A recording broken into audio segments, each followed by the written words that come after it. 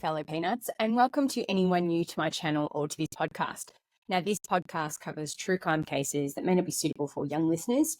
There may be graphic and violent content, so listener discretion is advised. Now, welcome to episode 20, guys. I can't believe we're already at episode 20. It still feels like to me that I've only just started this podcast, so it's always like really weird now that we're in like episode 20. I've still got so many ideas for bonus episodes, but I just keep getting caught up on all my research around the serial killers. It really does feel like sometimes I go down a bit of a rabbit hole with all of my research. I really want to do my bonus episodes, but I just feel like at the moment I don't have much time. So maybe once I've got a little more downtime, I'll have the opportunity, but I will keep you guys updated. Today's serial killer was in multiple states. So he was in Washington, he was in Oregon, he was in Idaho, he was in Utah, Colorado, and even Florida.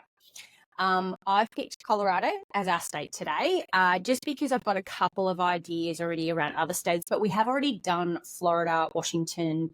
What was the other one? We've done Idaho, I'm pretty sure. Yeah, we've done Idaho. So I don't know if I've given it away already by giving all of those states, but our serial killer today is probably, I would have to say, our most well-known serial killer other than Gacy. I don't know if he needs an introduction, and I don't know if I've given it away. So today we are going to be talking about Ted Bundy. So depending really on my ability to talk and all that kind of stuff, what I'm going to do today is I'm going to do it as a part 1 and a part 2, but I'm going to do it as one episode. There's going to be like a slight little intermission in between part 1 and part 2. There is so much to cover, guys. He's probably one of the most well-documented serial killers that I am aware of, and definitely I've been able to get the most amount of information. We've got quite a bit of information on our victims. There are at least 20 confirmed victims. So I'm going to go through what we have so far. But Bundy himself certainly admitted to, I think it was 30 or more. He even said he possibly killed up to 100. But let's get started at the beginning. And boy, oh boy, oh boy, does it start with a family secret and a lie that I'm pretty sure shaped the way that Ted himself felt about the world. There'd be definitely other factors, but I think the family lie started the downward spiral personally. Now, Ted was born Theodore Robert Cowell on November 24th in 1946 to an Eleanor Louise Cowell and an unknown male. There are many differing stories onto who his father was, but definitely what's noted the most is that he wasn't in Ted's life. Louise and Ted would live with his grandparents, Samuel and Eleanor Cowell. Now, this is the family lie that I've been talking about. This is where he would grow up thinking that his grandparents were actually his parents and his mum was his older sister. Now, this was to stop Ted's mum specifically facing the stigma of being an unwed mother during the time, as it was really looked down upon, especially during that time in particular. But this is the next part that confuses me a little bit, because around the age of 4 or 5, he and his mum, at the time still his older sister, they'd moved to Tacoma, Washington to go and live with other relatives. So I'm not sure about that. I get a bit confused. Now, Ted said during his interviews, especially, well, he really couldn't keep his story straight. He really did enjoy lying, to be perfectly honest, about anything and everything and giving some misinformation. Either way, it seems pretty plausible to me. There's conflicting information as to whether his grandfather was abusive. It's hard to really know what the truth is, but for whatever reason that they moved away from their grandparents, I do find it strange how you can explain moving away with your little brother. That's where I get a little bit skeptical that there might have been a little bit more going on. Now, considering most liars will put some truth in their lie, maybe that's what it was, that his grandfather was abusive, or the person he thought was his father. Either way, it's going to mean a new life and a new last name for Ted. So Eleanor would meet a man by the name of John Bundy. The couple would marry probably about a year after their first meeting. Now, I've read that he would adopt Ted, but I'm not sure if that's true because I don't know how you adopt your little brother.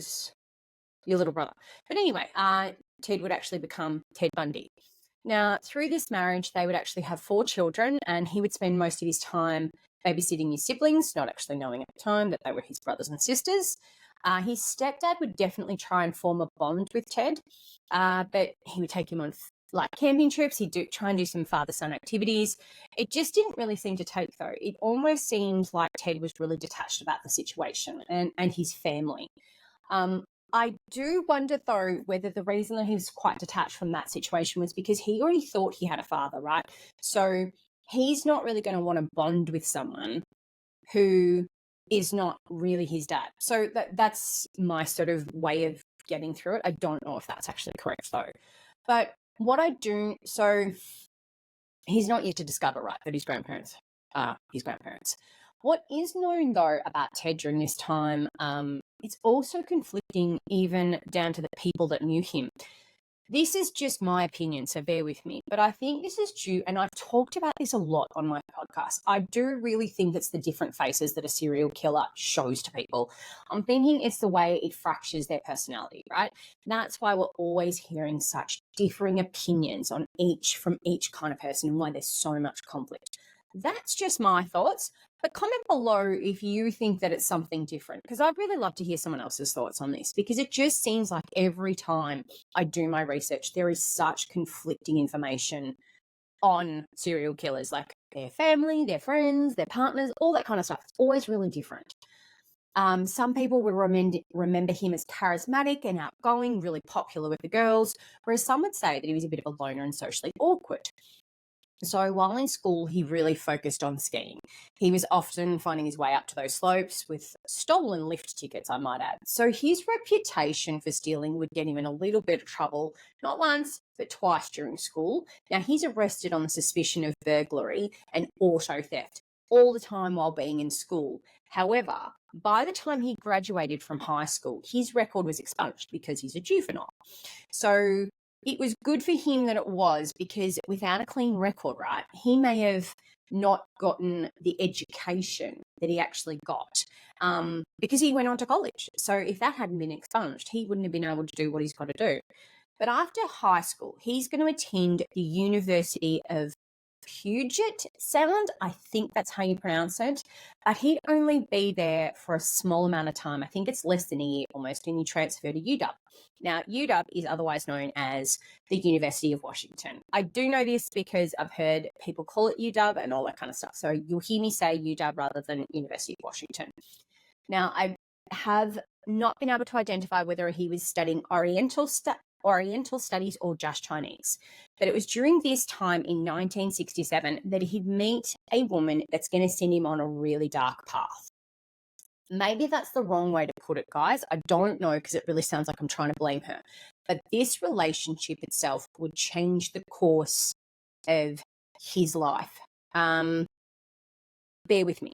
So this woman would be known under a pseudonym for quite some time. She's often referred to in a lot of articles as Stephanie Brooks, but her real name, according to one of the articles that I read, was actually Diane Edwards. That's what I've gathered from documentaries and articles, guys. This relationship would have been, it's got a huge and lasting impact on him.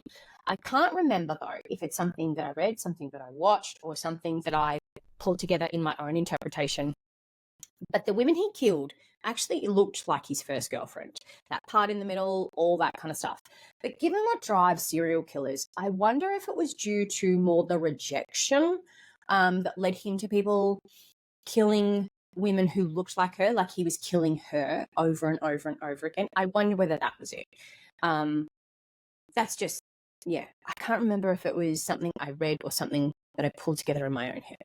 But they would date for a while, but she really didn't think of him as husband material, as he sort of lacked a lot of ambition and he had no real goals in life. She's come from a really well-off family, lot of ambition, lot of like really well-to-do family. Now, I believe that this was Ted's probably first true love, and he seemed much more invested in the relationship itself than ever she was.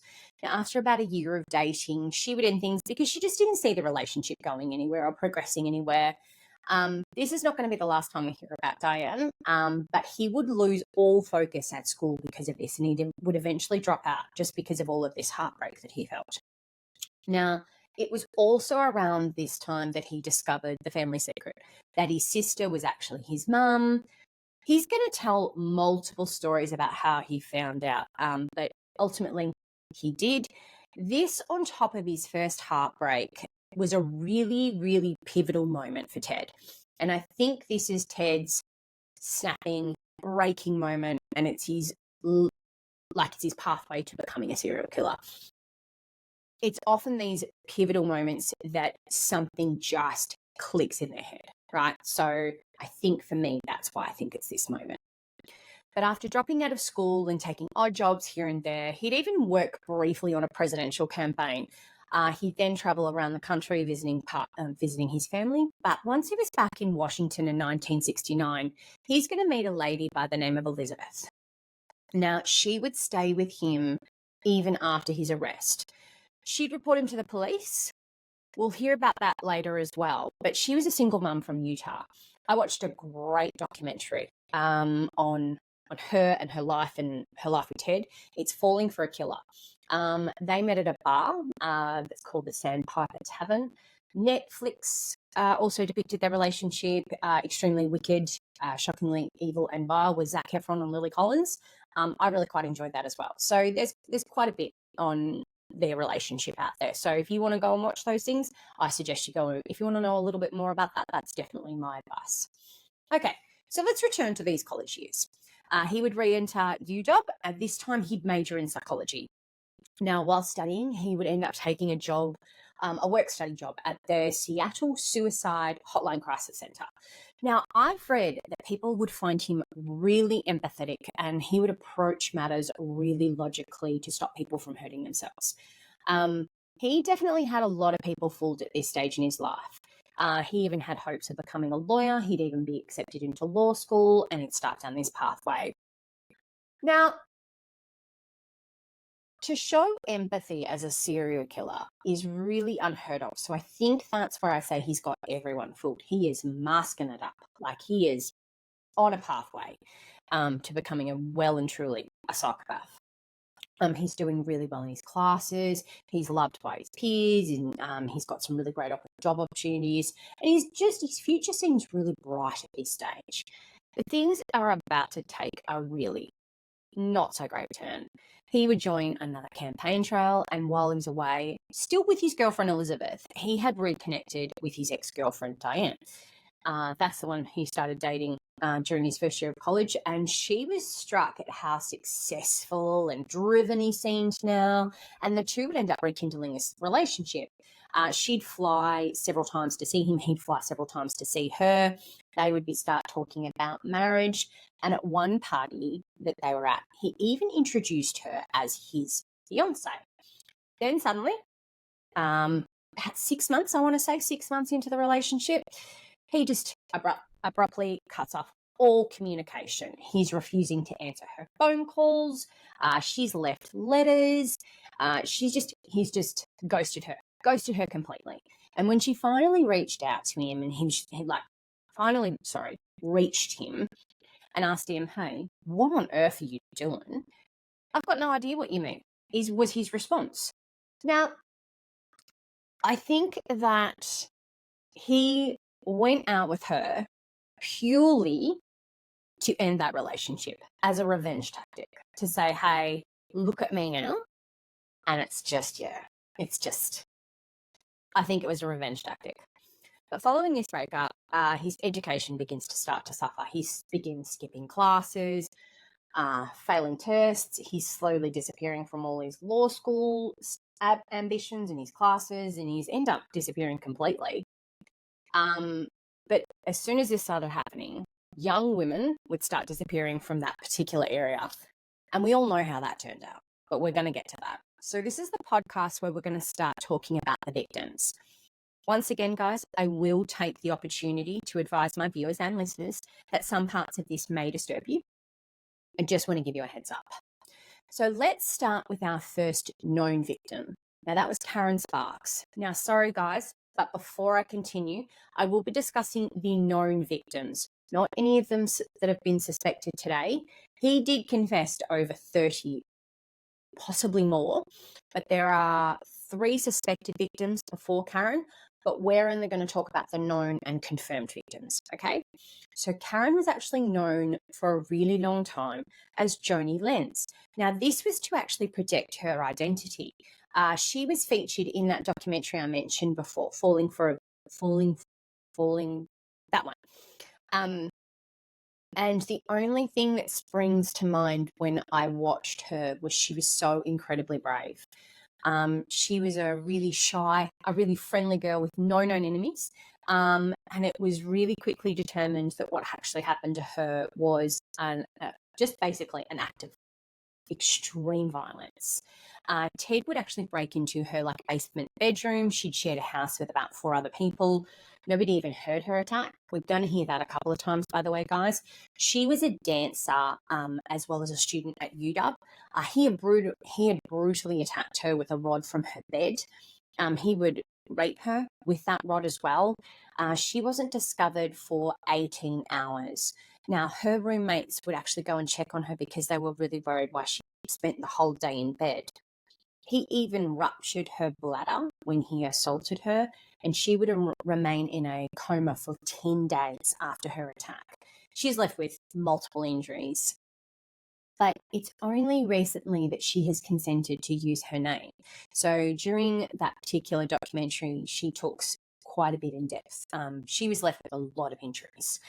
But our next victim is Linda Healy. She's a 21-year-old UW student as well. She had a job as a ski forecaster at one of the local radio stations. She's a beautiful girl. She's got long brown hair. She's really liked by all of her colleagues and friends. She's always known to have a really wonderful smile on her face, and she loved working with handicapped children. So the night before she went missing, she'd been at a bar called Dante's. This is where Ted may have seen her and decided that he was going to prey on her. I suspect that he stalked her and followed her home. No noises again were heard coming from her bedroom, so no one suspected anything sinister. Now, she usually got up at about 5:30. She'd bike her way to work. However, the night after attending Dante's, her alarm would go off, and then another alarm at 6 a.m. Her roommate went to turn it off, found her bed made, which was really unusual, but not something you really worry about at 6 o'clock in the morning because you just need to get going, right? When she didn't turn up that afternoon, her parents and her friends would call the police, as she's just not the type of girl to just go disappearing. Now, everyone knew something's wrong, so they would insist on an investigation as to why she'd gone missing. The police would come and investigate her room. Now, they would pull back her doona, and they noticed that her sheets and her pillowcases were missing. But on the mattress itself, there'd been blood on it. So initially when the police arrived, they're not suspicious at all. But after seeing this, they're like, yeah, something's up. Something is amiss. Now, during his confessions of the murders, he would admit that he had beat her until she was unconscious. She was in a nightgown, which he actually put back in her closet. But he would redress her in blue jeans, a white blouse, boots, and then he would carry her away. He would end up taking her to a secluded area. She would be raped and murdered before he would dump her body. Now, I believe her only remains that have ever been found are her skull. Over the course of the next few months, an average of 1 girl would go missing a month. Now, it doesn't seem to me that Ted had a cooling off period. I can't find anything to back up what I'm about to say next, but I don't think these attacks started with Karen. There's normally sort of like a lead up with serial killers, and especially with the first couple of victims, there's a cooling off period, and it can be a period of anywhere between 6 and 18 months. But it just seems like to me, it seems like it's been really, really accelerated. So I do suspect before Karen that there were victims. Now, maybe he was breaking and entering, maybe he was panty snatching, but there was something, but it doesn't seem to me that you start in January 1974 and once a month you're on a killing ramp, like you're killing. It doesn't, everything that I've read, it just contradicts the way serial killers work. So for me, I think that it's really where the police found him. Like, were able to identify a spot in time. That's just my theory. But in March 1974, Donna Gail Mason, she was attending the Evergreen State College when she disappeared on her way to a concert. Now, she was prone to disappearing at times, and she would return from her adventures and she'd be talking about that she'd hitchhiked to other counties and other states. So because of this, she ended up not being reported for 6 days until after her disappearance. He would admit to burning her skull in his girlfriend's Elizabeth's house. And a quote that I've actually read is, of all the things I did to Liz, this is possibly the one she's least likely to forgive me for. Yeah, I don't know quite what to say to that. So a month later, in April, another young girl would go missing. This time it was 18-year-old Susan Elaine Rancourt. She'd be the first blonde that Ted would kill. The rest of his victims at this stage have been brunettes. She's going to go missing after she'd attended an advisor's meeting. She was one of 6 children. She worked 2 full-time jobs, 7 days a week, the summer before her freshman year, just to pay for her tuition. She was extremely shy, but she's a really brilliant girl. She had a dream to become a doctor. The only reason that they knew she'd gone missing was she actually had plans with a friend and she'd never shown. Ted's also going to confess to her murder. This is where reports of a man in a sling or crutches or in some way injured would be the last person to see these girls. These were the type of girls that would offer assistance or they would be willing to help anyone. It's also where the story starts on this VW Beetle. That's the car that these girls have been last seen getting into. Not that that was a big deal at that time, because the VW Beetle at that time was really, really popular. So it's not unheard of to know of this. So we have got quite a bit more to get through, guys. So bear with me. I want these girls to be remembered. And for that, I want to remember them on this podcast, even if they're remembered only in death. At least they've gotten the last word. One thing I will truly say about these victims is that they're beautiful young women who showed kindness to a man who abused their trust, he just abused their trust and they lost their lives as a result. So our next victim is Roberta Kathy Parks. She preferred to be called Kathy. She's the first victim in Oregon, guys. So she was studying at the Oregon State University and she was studying world religions. She's not had the best week in the lead up before her disappearance. Her boyfriend had broken up. Her dad had a heart attack. They had recently had an argument, so she sort of had that guilt of, did I cause that heart attack? So she's got that lingering, and she's disappeared after a plan to meet friends. It was a plan to meet for coffee. She didn't get there, but on the way to coffee, she'd bump into Lorraine Fargo. Now, this would be the last person that would see her alive. Her skull is going to be found at Taylor Mountain in Washington. It is well documented that the missing women didn't really have that much in common. But what they did seem to have in common was their looks. They're all very young, attractive girls with long hair that's parted in the middle. He does seem very partial to college girls. It's not always the case going forward, but it was probably due to the accessibility of these victims. Like, he was possibly around, so that's possibly why we are going to see that those are his picks in victims initially. Now, he would return to his hunting ground of Washington, but 2 victims in June would occur, just 10 days apart. Now, Brenda Carol Ball would go missing first. Now, she'd be last seen leaving the Flame Tavern, hoping to get a ride back to Sun Lakes. There's not really too much known about her. Her friends wouldn't think too much of anything different when she went missing. She's a bit of a free spirit, so they weren't really worried, but it wasn't until about 3 weeks after her disappearance they started getting a bit worried that she hadn't turned up. So Brenda's skull was also found at Taylor Mountain. Then we've got George Ann Hawkins. She is an 18-year-old VW student. She's exceptionally bright. A lot of people loved her. Like, there's a lot of, when she went missing, there's a lot of love for her. There was a big search for her when she went missing. She's walking back from her boyfriend's dorm to her sorority house when she'd encountered Ted. Now, he would request her help because he was injured in some way, with his briefcase to basically put in his car. The reward for her kindness was for him to rape and strangle her. He would apparently come back to her 3 times. He would dismember her in fear of being found that he was the last one with her. So he really feared with the evidence on this one that was going to lead back to him. The list of his victims is going to grow again in July 1974 with the murders of Janice Ott and Denise Nusland. He kidnapped both of those women from Lake Sammamish State Park. It's about 20 minutes drive east of Seattle.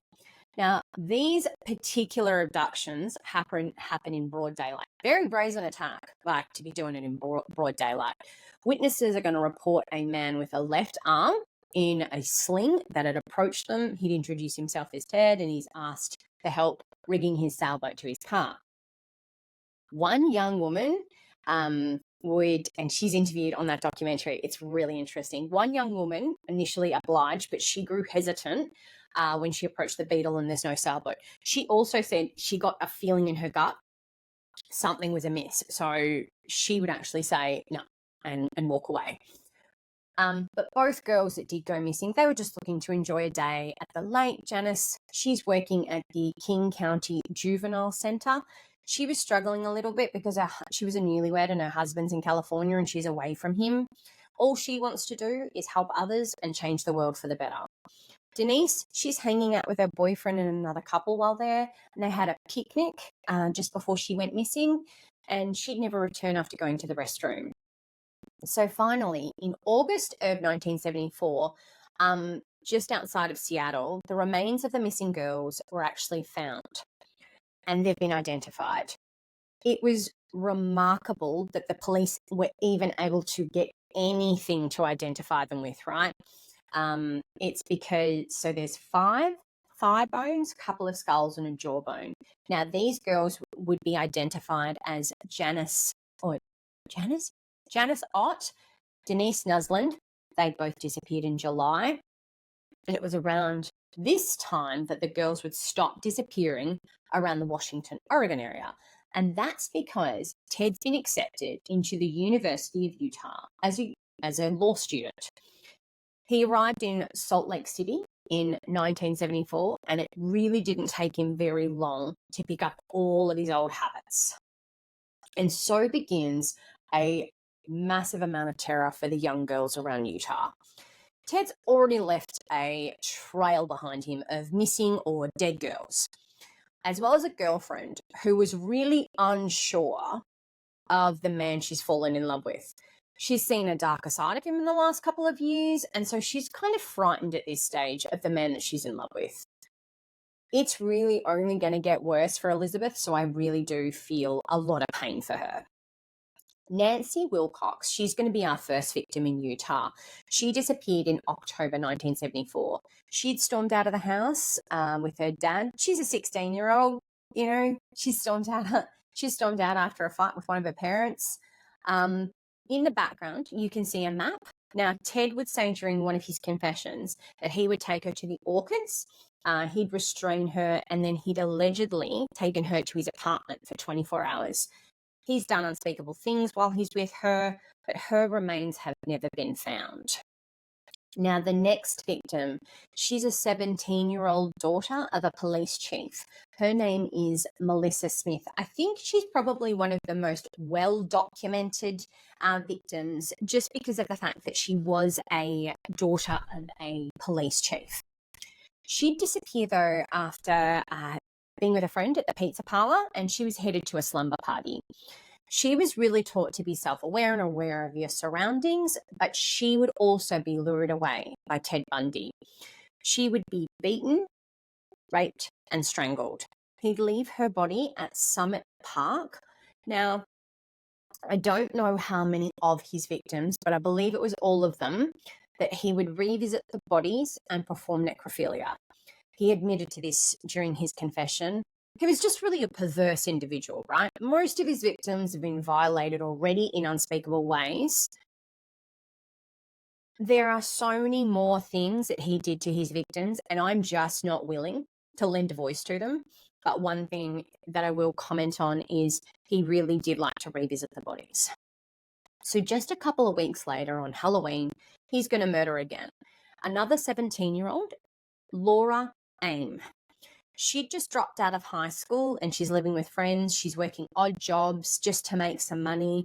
She's really not sure what she wants to do in her life. Like any other 17-year-old, she's going to be found by two hikers at Summit Park, and the same MO again, raped, beaten, and strangled.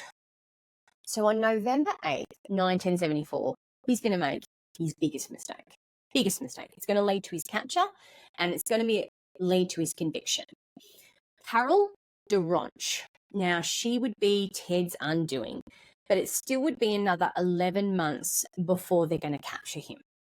But I'm sure most of you already know this story, but we're going to go over it again, because Carol was approached outside of a bookstore by an alleged police officer. I absolutely find her so brave, so incredible. This woman is just, the fight or flight that she had and that instinct that she had was amazing. I imagine all the victims had it, but she just got a really lucky break, right? She just got a really lucky break. The story begins with a police officer telling her that he had seen someone trying to break into her car and asked her to go along with him just to go to the parking lot and to see if anything had been stolen. When they arrived at the car, she checked it. She's informed him. Everything's there. Nothing's missing. Now, the man, Ted, he'd be identifying himself as Officer Rosalind. He's not satisfied. He wants to escort her to the police headquarters. He wanted her to ID the supposed criminal, and if she wanted to file a complaint, like he wants her to file a complaint. He leads her to a beat-up bug. She's becoming a little bit suspicious at this stage, and she asks him for identification. He quickly showed her a gold badge. She believed it. She said that she believed it. She said it looked real.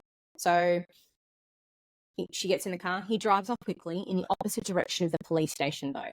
And after a short while, he suddenly stops that car. It's then that her gut and her fear kicks in. That police officer suddenly grabbed her and he tried to put handcuffs on her. She's screaming for her life. Now, when she screamed, the man pulled out a handgun and he threatened to kill her if she didn't stop. She found herself falling out of the car somehow. Now, she's suddenly pushed up against it by this guy. He's got a crowbar in his hand. He's ready to hit her in the head. She kicked him in the balls and she would manage to actually get free. She ran towards the road really quickly and happened to get the attention of a couple driving by. They stopped and she frantically, and when I say frantically, she jumped into that car. Like, they did not have a choice. She's crying hysterically and she's telling them of this man who tried to kill her. They immediately take her to the police. She's crying and she's fearing that he would find her because she still thinks at this stage he's possibly a police officer. With the handcuffs that are dangling from her wrist, she's telling the police what the man had done to her and he's one of them. But there's no Officer Rosalind who ever worked there. So immediately police have dispatched to the place, where Carol had struggled for her life just a small hour ago, and the madman, he's gone. So this Ted's gone. However, the police were able to get a description of the man and the car, and a few days later, from the girl's coat and a blood type. So the blood type's type O, and they would learn later that this is Ted Bundy's blood type. But a few hours later, unfortunately for another young girl, Ted had been successful in kidnapping and abducting someone. This would be Deborah Kent. She's otherwise known as Debbie. She'd been watching, like at the school, just some performance along with her parents. She'd offered her parents that she would pick up her brother from the bowling alley. She told her parents that after she picked him up, that she'd come back and pick them up. She never did. In fact, she actually never made it to her car. That would end up sitting empty in the parking lot. She's nowhere to be found after this. So what the police would find was a small handcuff key. Later, when the police tried to fit the key, they would find that it actually matched the handcuffs that Carol had on her. So almost a month later, a man would call the police to tell them that he'd seen a tan VW bug speed away after leaving the parking lot around Debbie's disappearance. I find this so sad, but I actually really get it. I really do. Debbie's parents refused to turn off their home's porch light ever since that disappearance. We will always leave the porch light on when they were out at night, and the last one home would always turn it off. She said, I'll never turn it off as long as I'm here. I'll never turn it off. In 2015, there was some testing completed on a leg bone that they found, and it was found to be Debbie's. This story's always made me a little bit more sad, just because of the fact that it just must have been really hard for her. Like, that just would have been devastating to know that that's how your daughter's. You've left that light on in hope. So I'm going to end our part 1 here, because we have still got a whole lot to go through, guys. So if you'd like to get up, walk around a little bit, you've got about 30 seconds before part 2 is going to start. But come back, guys, after about 30 seconds. Thank you. Bye.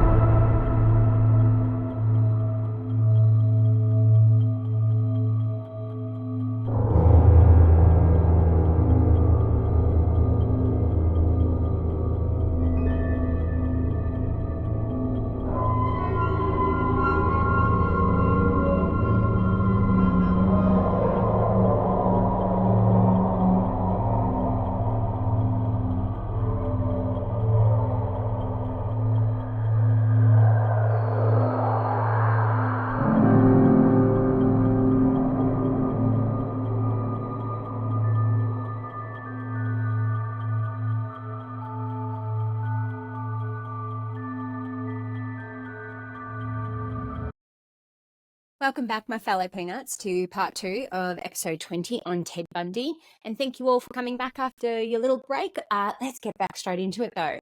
So to quickly recap where we've left off, Ted has just attempted to kidnap Carol DaRonch, and she'd gotten away and reported the incident to police. And within just hours after that, he's murdered Debbie Kent.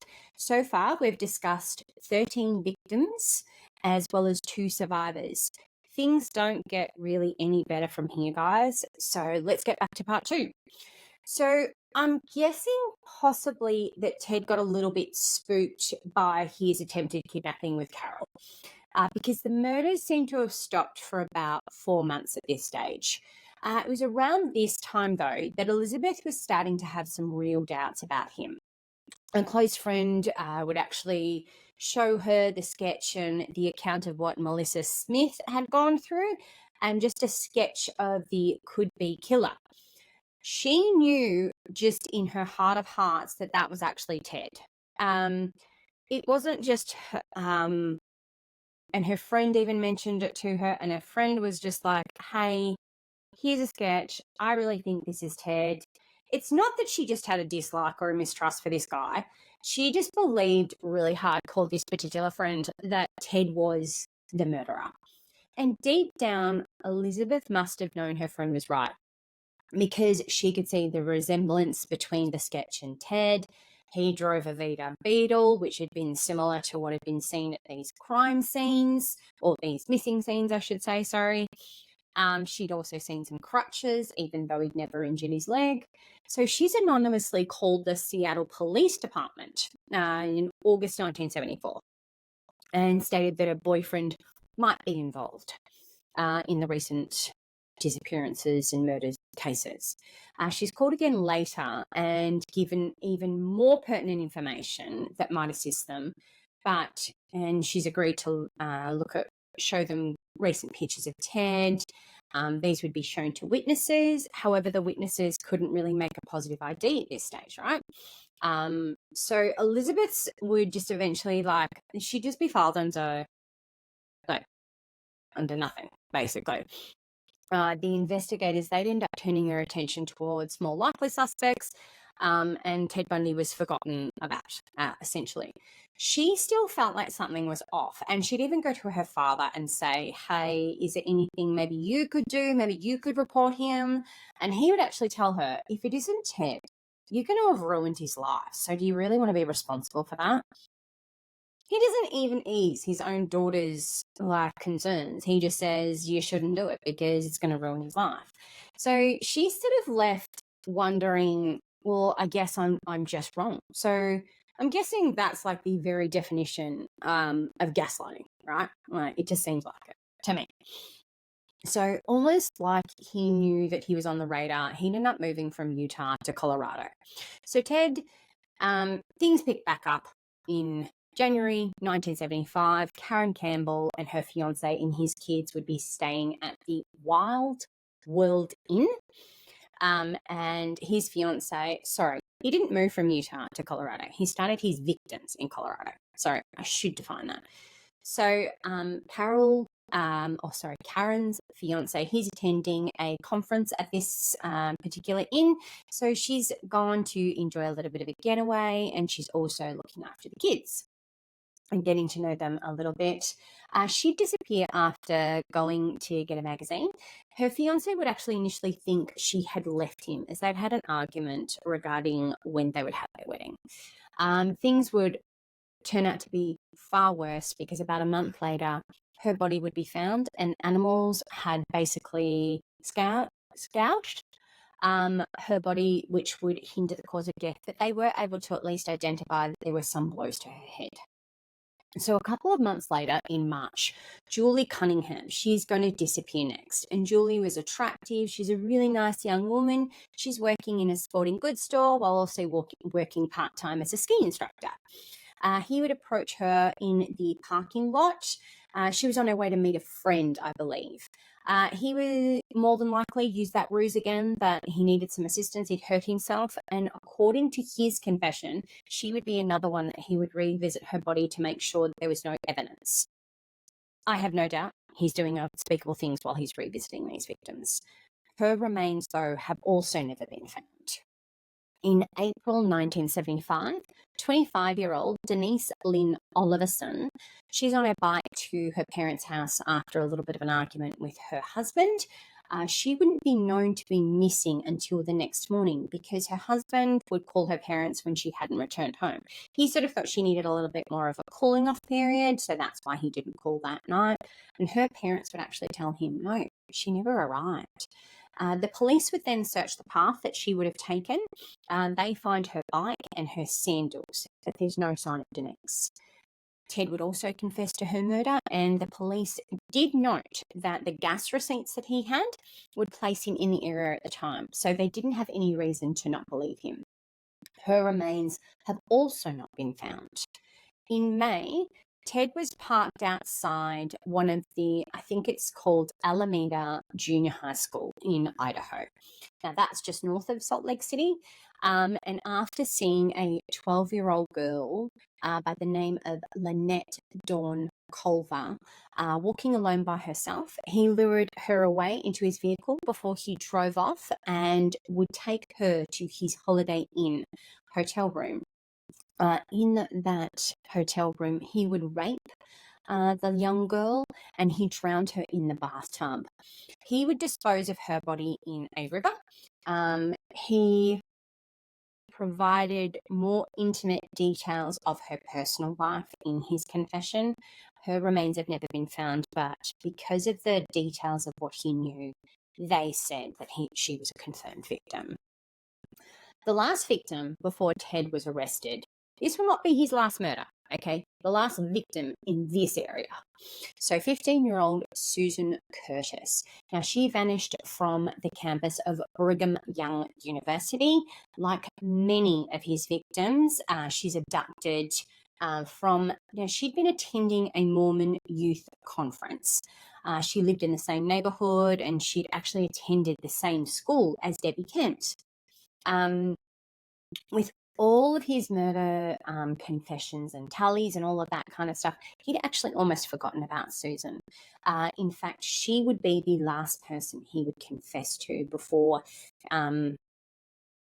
his confession. He would actually abruptly really ask them for a tape recorder and say, hey, I need to confess to this last murder. Her body hasn't been found to this day as well. Now, in August 1975, his whole world's going to change. The police would get the break that they finally needed in regards to all of these girls' disappearances and the unsolved murders. A Utah highway patrol officer, he's noticing a VW Beetle. It's looking a little suspicious. It's early in the morning. He's pulling it over for a routine stop. He would spotlight the car to get the driver's license, to get the license plate. The driver would speed away shortly after this. He would just drive away for no reason. A police chase would ensue, but it's not going to last very long. He'd be pulled over, and the police were never going to know truly who or what they were about to find. He didn't have any real explanation as to why he drove off. At this stage, there's a couple of patrol cars there. So one of them noticed, though, that the front passenger seat's missing. And something just seemed a bit off about this guy. They really didn't know what, and I think initially they thought he was a burglar, and he'd been caught before he could actually commit another burglary. The police decided that it was time to search the car. But what I would like to say is Ted gave them permission. He didn't have to give them permission. He knows full well what's in his car, and he gives them permission to search it. So they're going to find a crowbar, they're going to find a ski mask, rope, handcuffs, wire, and an ice pick. He was immediately arrested on a suspicion of burglary. He would eventually be released on his own recognizance. However, there's a lot of suspicion after finding in this, and there's a lot of suspicion about Theodore Robert Bundy. So Detective Jerry Thompson, he's remembering the Carol DaRonch kidnapping. These details would be that specifically that the sketch matched very much what Ted looked like, and also that the vehicle, if not the same one, but it was definitely like a little bit lined up a little bit too much. But given that they didn't have enough evidence to bring him back just yet or rearrest him, they'd actually place him under a 24-hour surveillance. But they knew that this was their guy. They just knew. So it's all about proving it out. The detectives would actually do some research and realize that Ted's own girlfriend had reported him more than once. So they'd go and re-interview Elizabeth. Now, they wanted to know more about Ted and what her suspicions were about. She'd confirmed that during the times that the girls had disappeared or had been murdered, that he wasn't with her. So there's his alibi, gone straight out the window. She'd also tell them about the crutches. just some of his behaviors and just some of the dark things that she'd experienced in herself. But it would definitely solidify for them in their mind that they had their man. So in September 1975, Ted would actually sell his VW Beetle to a teenage boy, just in Utah, but the police would end up impounding it. And FBI technicians would dismantle it, they'd search it, and they'd find matching samples obtained from Carol Campbell's body. And later, they also identified some hair strands from Melissa Smith and Carol DaRonch. In October 1975, detectives put Ted into a lineup. Carol immediately identified him as Officer Rosalind, and witnesses around the school from Deborah Count, they would identify him as that man that had been around the school. There was insufficient evidence at this stage, though, to link him to Debbie, because her body hadn't been found yet. There'd only been, I believe, that thigh bone, okay? But there was more than enough evidence to charge him with aggravated kidnapping and attempted criminal assault on Carol DaRonch. So he's freed on $15,000 bail, paid for by his parents, and he spent most of his time between the indictment and the trial in Seattle living in Elizabeth's house. So as I said, she's still with him after he's been arrested. So unfortunately, the Seattle police had insufficient evidence to link him to any of the murders at that time. But they were definitely keeping him under a really close surveillance at this stage to see if he would slip up at all. So in November, 3 main investigators, the Jerry Thompson from Utah, Robert Keppel from Washington — we've talked about Robert before on the Green River Killer, so we've spoken about him a couple of times. And then we've got Michael Fisher from Colorado. They'd meet in Aspen and they'd exchange information from detectives, from prosecutors from the 5 different states. While they're meeting, it's been later referred to as the Aspen Summit. They were convinced that Bundy was the murderer that they sought. They agreed that they needed more hard evidence before he could be charged with any of those murders. So they're basically gathering as much evidence as they can. But as soon as Ted goes on trial in February 1976 for the attempted kidnapping of Carol DaRonch, investigators would use that time to try and link him to those murders. While in the courtroom, though, he's always polite, he's handsome, he's a charmer, he's making a great impression on everybody. He was really confident. He's unnerved. He thinks that he's going to get off on these charges. He is really confident about this. Now, while he denies ever meeting Carol, he is unable to provide a solid alibi on his whereabouts on that day. So even though he's really confident he's going to beat these charges, he'd be found guilty of aggravated kidnapping, and the judge would sentence him to 1 to 15 years in prison. In October 1976, the Colorado police would charge him with the murder of the 23-year-old Karen Campbell. She's the girl who's celebrating time with her fiancé and also his kids.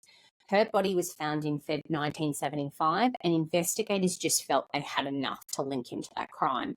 But during April of 1977, he's extradited back to Colorado, and he's awaiting trial for murder. During the preparation of this, Ted became really unhappy with his current legal representation. So he believed his lawyer was inept and he's incapable of representing him. So he decides to fire him. He's experienced in law at this stage, right, guys? So he believes he can do a better job, like a typical narcissistic prick. He's been given special privileges to use the county courthouse.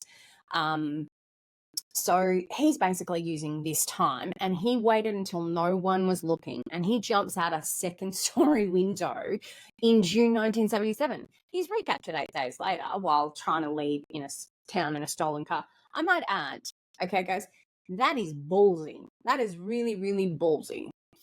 However, 7 months later, in December, late December, like around the 30th of December, 1977, he would escape again, and this would lead to more girls being murdered and lead to some pretty shocking, like victims.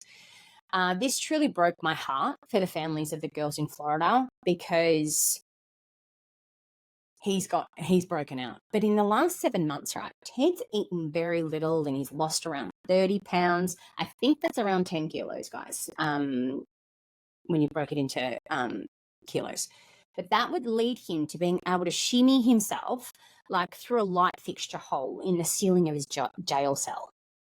Once outside, he makes his way through a crawl space. He gets through to basically, like, he gets out and he waited till it was really quiet and he walks out the front door, basically, because he's gotten to this, like, sort of apartment area. It would take them almost 15 hours before they even noticed he was gone. To be fair, it's sleep time. They think he's in the cell. So after making his way to Chicago, he managed to get to a plane to Florida. Investigators were absolutely stumped where he had gone. But almost about 2 weeks after arriving in Florida, his murderous rage is just simmering. It's about 2 years since his last murder. He's going to begin a rampage. These murders are particularly more violent. He seemed to have built up a lot more rage in the last couple of years. Or maybe it's because he knew that this was going to be his last opportunity. I don't know. But these are pretty horrendous, guys, so I'm just warning you. So in the early hours of January 15th, Ted would he would actually break into the Omega sorority house through a rear door. He was beginning about 3 o'clock. He would bludgeon Margaret Elizabeth Bowman, 21, with a piece of firewood as she slept, and then he would strangle her with a nylon stocking. He then entered the room of Lisa Levy and he beat her unconscious, strangled her. He tore one of her nipples off and he bit her deeply on the left buttock, and he sexually assaulted her with a bottle. In another bedroom, he would attack Kathy Kleiner. He would break her jaw and deeply lacerate her shoulder. Then we've got Karen Chandler, 21. She suffered a concussion, a broken jaw, loss of teeth, and a crushed finger.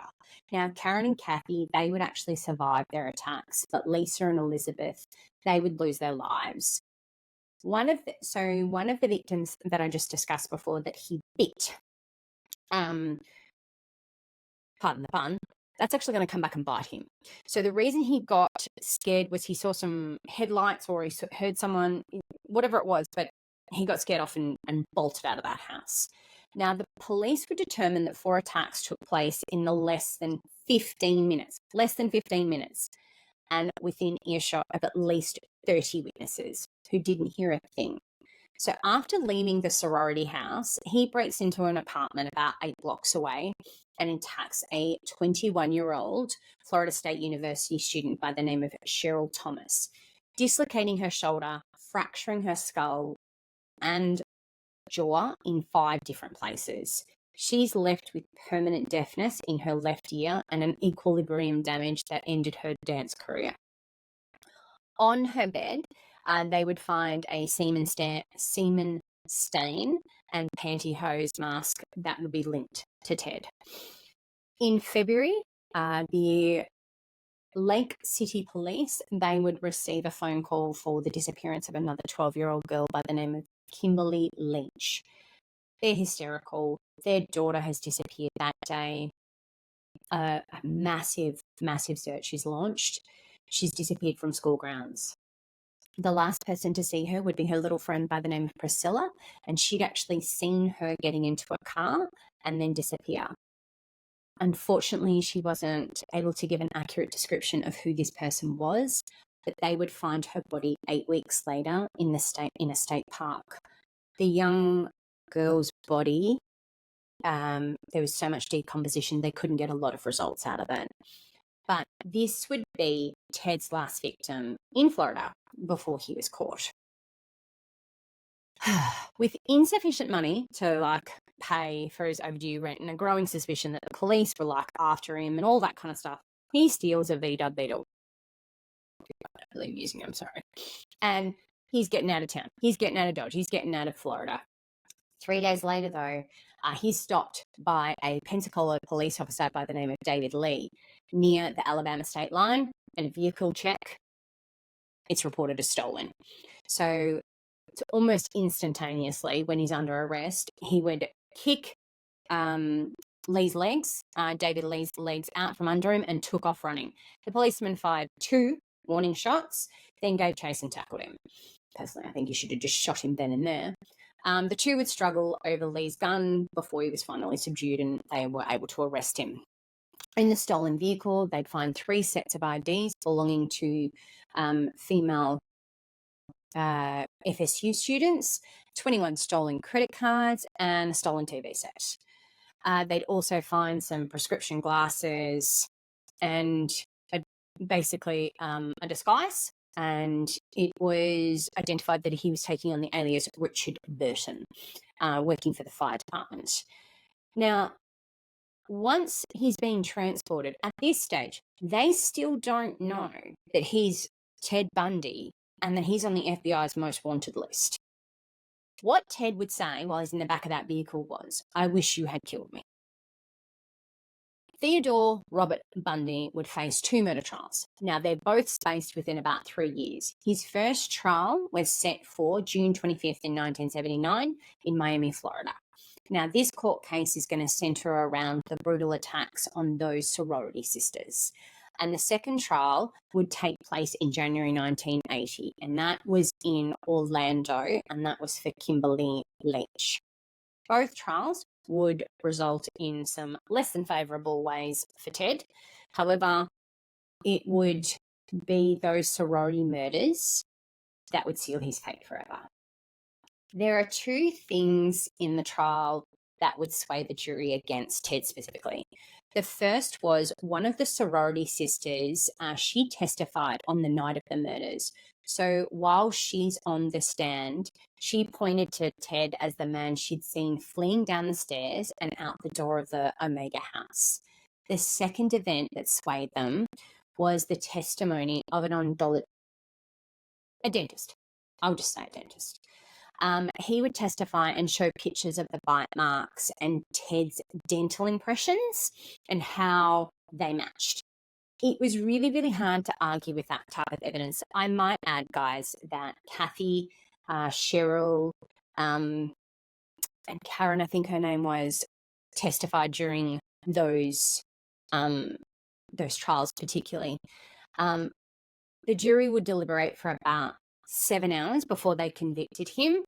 3 counts of attempted first-degree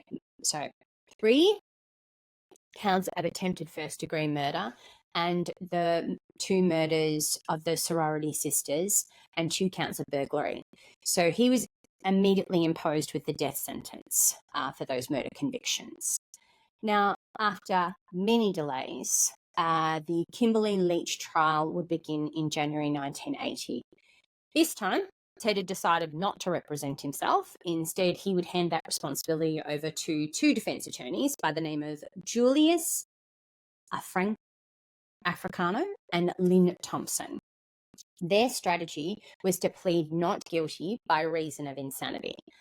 Now, it's a really risky play, right, to do something like that, but really that's all they're left with. Because what else could you say about that? The plea of insanity, though, it wasn't very well believed by the jury of 7 women and 5 men. Unlike the other hearings, he became really agitated during the trial. At one point, he lost control. He's standing up, yelling at a witness. He's saying, "I disagree with you." This is sort of, his lawyers would state that he was really starting to lose control. He was losing control. And I think that's part of the narcissism that he had, because he knew he was going to get convicted. He knew this was going to happen. So it appeared that his facade of confidence was finally beginning to fade. And it's probably because he realized, in my opinion, that he'd lost. There was no coming back from this. Ultimately, the plea would not work because he would be found guilty and another death sentence was imposed. Now, he would flat out refused to believe this, and he still thought, I've got a fighting chance to save my life. In 1982, he'd enlist some help with a new lawyer. He appealed the Omega murder trial to the Florida Supreme Court. Eventually went through all the hoops and all that kind of stuff. It's eventually denied. And shortly after that court denial of a new hearing, he decided to appeal the Kimberly Leach trial verdict. So if you don't succeed on one, you go with another, I imagine. But in May 1985, his request again was turned down. He continued to really put up a fight. In 1986, he'd enlist another lawyer because he really wants to avoid this death penalty. He really, really does. I don't know why, because it just seems to me like you not only know what path you're on, mate. Like, you've done this. But so initially, his execution date was set for March 4th, 1986. It was postponed because he got a new defense attorney, worked on his appeals. 2 months later, though, his appeals were denied once again, and another death warrant was issued. He is fighting it all the way to the bank, guys. He's going to the US Supreme Court. He's going through all of them, to try and get these appeals denied. He wants just to have sentenced in life. Like, he wants to be sentenced to life. It doesn't happen because they would end up executing him in, I think it was 1989, but don't quote me on that just yet, because I think it was scheduled for then, but at the 11th hour, he decided to confess to more crimes. So he would actually enlist with Detective Robert Keppel again. He would help him. That was what we talked about previously on the previous podcast. He'd say, hey, I can help you. I can help you identify who this Green River Killer is and all that kind of stuff. It gave Robert Keppel a really good insight and all that kind of stuff. But eventually it would not lead to the conviction of the Green River Killer. It gave him some great insight, though. He'd also be interviewed by the FBI because they wanted to understand serial killers and psychopaths a little bit more. So that was pretty fascinating for them as well. But finally, on January 24th, 1989, at approximately 7 a.m. in the morning, he was given the electric chair. Outside the prison walls, apparently there was hundreds of onlookers and scores of media awaiting to hear the news of his death. Once it was announced that he was dead, apparently there was a lot of cheers from the outside, and there was fireworks. There was a lot of jubilation at the thought of him dying. But definitely, look, Ted Bundy, he made his mark. I think in the end, it lasted 9 years of appeals to not get executed. Unfortunately, none of them worked. So at the end of the day, but I have to say, there is a fascination with Ted Bundy. Even I have a fascination with Ted Bundy. I'm not going to lie, but there is something about someone charismatic and good looking that just, and I've said it to my partner, I would have absolutely helped that person. You're in crutches, you're in a sling. So you've already made hundreds of women doubt themselves. So yeah, it's really interesting. He's really, really interesting. But definitely one of the most renowned. But that is concluding our episode, guys. So thank you all for listening to part 2 of episode 20. If you like this podcast, please hit that subscribe button, hit that like button, go and listen to the other episodes if this is your first one. Love all you guys. Thank you so much, my fellow peanuts. Have a great weekend. See you later. Bye.